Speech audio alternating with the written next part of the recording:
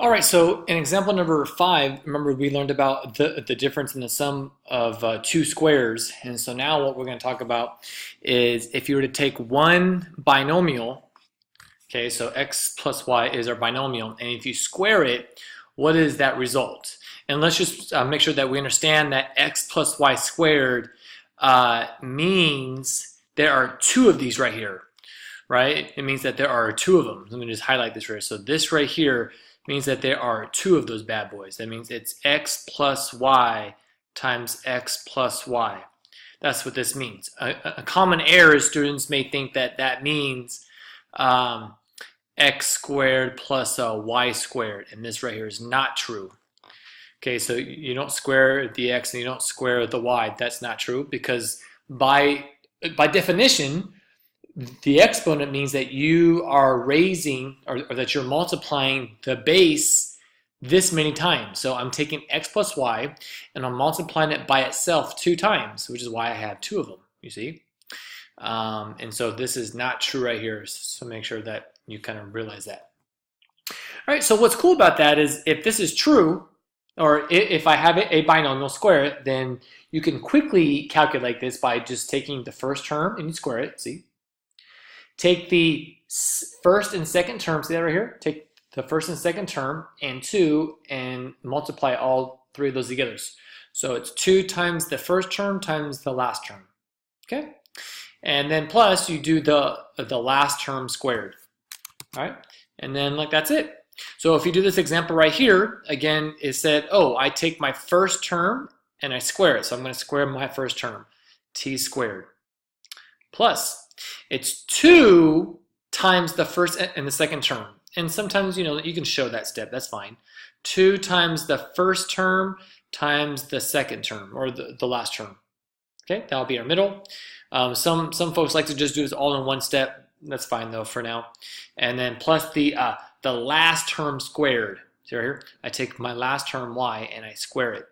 So 9 squared, already 1. So then my answer is t squared plus 18t plus 81. Okay? Most of the time when you get quick at it, you could just straight go to this right away. Okay, well, let's try this one out right here. So if I square 2m, I square 2, I get 4. If I square m, I get m squared. So that's my first term right here. I squared my first term. Then, let's see if we can do this all in one step. I first multiply these together, right? See right here? I multiply x times y. I multiply x and y. So 5 times 2m is 10m. But then I have to multiply that by 2. So this is 10m times 2 is 20m. Okay, so that's my middle term. And then plus I take my y or my last value and I square it. So 5 squared is 25. And there we go. Okay, and so what happens though, oh, and then this one right here, it's 2k minus 2n times 3k minus 2n. So basically you had to realize that look, this is the same thing as saying 3k minus 2n squared, you see. Could you have done FOIL right here? Well, yeah, of course. Like you could do FOIL, do first, outside, inside, last. But for this sake, we're trying to be able to identify patterns. And here we notice that it's the same thing twice. So that's why I'm going to write it as a binomial squared. And so now I'm going to use my rule right here. But now I'm going to use this one because it has a minus sign. Basically, it's the exact same products and squaring, except now it's a minus sign right there. So if I take 3k, I square it. 3 squared is 9. K squared is k squared. Now I'm going to put minus now. Minus, and now I square, or I multiply the 3k, the 2n, and I also multiply that all by 2. So I'm just going to do it all right here so we don't get confused because there's a lot going on right there.